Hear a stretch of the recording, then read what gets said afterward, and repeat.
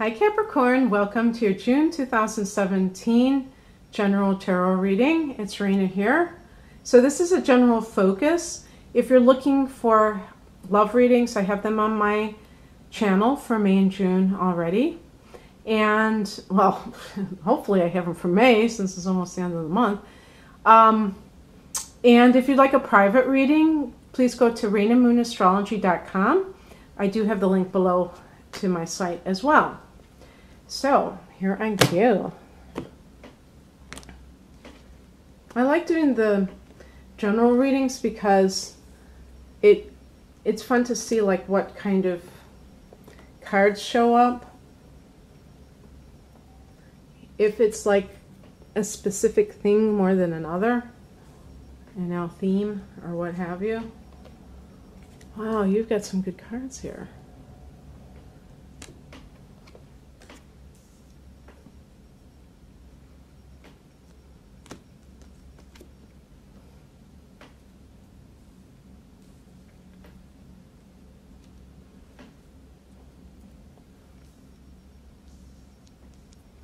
Okay.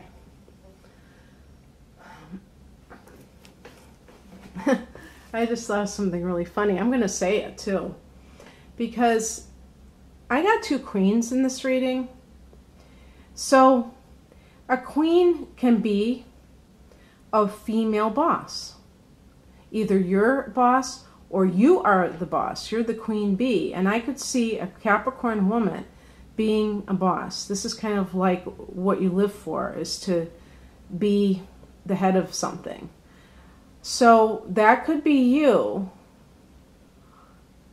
But I also can think of in your like in your home life, if you're married and your mother-in-law having a little bit of problems with your mother-in-law, like who's going to be the queen bee? But that was just something that came to my mind, so I thought I would mention that. I'm not saying that these positions of the cards suggest it. But the focus, or the matter at hand, has to do with a female in a position of authority. Now, this is a card, though, of the happy homemaker, too.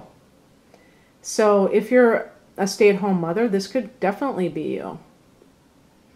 And but this is not in the reversed position. This is somebody who is very much in touch with all of the comforts in life. And you could be very well a mother as well. Now, I wanted to say, in terms of any kind of career matters that we have in the past, the Five of Wands. And this is what I was talking about when I was saying about conflict with a mother-in-law. But it could be a conflict with a spouse where you're just constantly butting heads and you can't agree on anything. But you see that there's even more than two people. I can't see if there's like how many people are involved. So that's what made me think of the mother-in-law scenario, where it's like you're not just having to defend yourself against one person, but maybe your partner's entire family is, has it out for you for some reason. And it could be over money, because she's got it, she's got it going on. So it could be that they sense, maybe you're getting divorced and they are like, you're not getting, we're gonna make sure that you don't get a red cent from this divorce, or an inheritance or something. You're not going to get this. You're not even a member of you're not really, you're not flesh and blood. And they may use their loyalty to their brother or their son as an excuse for why they're depriving you of some kind of financial thing. But really it's because they want to cut you out of some money that the family's getting. or they're trying to prevent you from getting it from your partner. If you're not married, that could, especially be the case where you don't have legal rights to some money. The other thing too, if this is in the business sense, you may have a mutiny on your hands. You may be somebody who is the boss, but in order to get there, you had to kind of step over some people, and they're not real happy about that. They still haven't forgotten that you got the promotion and they didn't, so they're not cooperating with you. What's coming in, which is really good actually, is the card I associate with self-empowerment, the Magician. So you may be dealing with a lot, or you have dealt with a lot of drama and conflict, but I think that you're rising to the occasion and you're understanding that you are your own wizard, so to speak, or you're your own magician, and you create the circumstances of your life. And if you don't like what you've created, you can create something else. And these people are just petty distractions, really, at the end of the day, because they are going to come and go. Because you're the queen, you're looking down on them. And I'm not talking about you're putting them down, but you're seeing that their actions are petty. And, by the way, I didn't even think about this. You are Pentacles because you're a Capricorn, Earth. The Earth, this is about the practical, tangible things in life. So you're not going to, get into the fray with them. You're going to stay above the fray. And the Magician allows you to do that. And you're a natural magician anyway. You're a cardinal sign, so you take action very easily, Capricorn. You don't stay stuck. Some of these people, they may be in the position they're in because they do not take inspired action as is required by the Magician card. They just like to complain, and they don't really get accomplished what you do because you're much more of a self-starter, and you're just more, a lot more a can-do type of person, where you don't just complain about what you can't do, but you try to do what you can do in any given moment.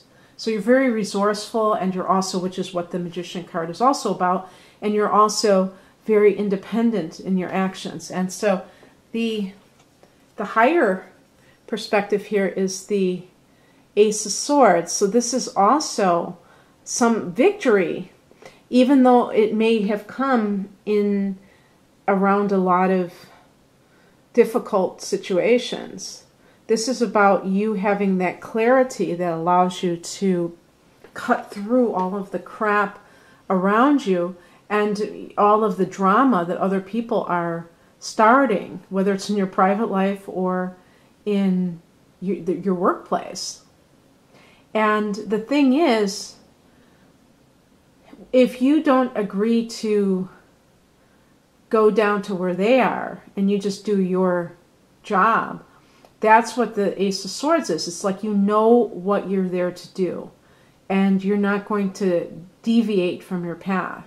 The Ace of Swords is just like, it's got like that very decisive type of feel to it, where I think of like when you're in the woods and there's this thicket, and you just take someone takes a machete and they just cut through it, and all of a sudden everything is easy to see, whereas before it was very obstructed. You're very clear, and I had said that to another sign yesterday about clairvoyance, clear seeing. That's what psychic ability is.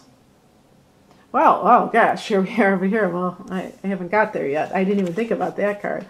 What crosses you is the Seven of Swords. I think this is just simply that you may be dealing with somebody who's being deceptive.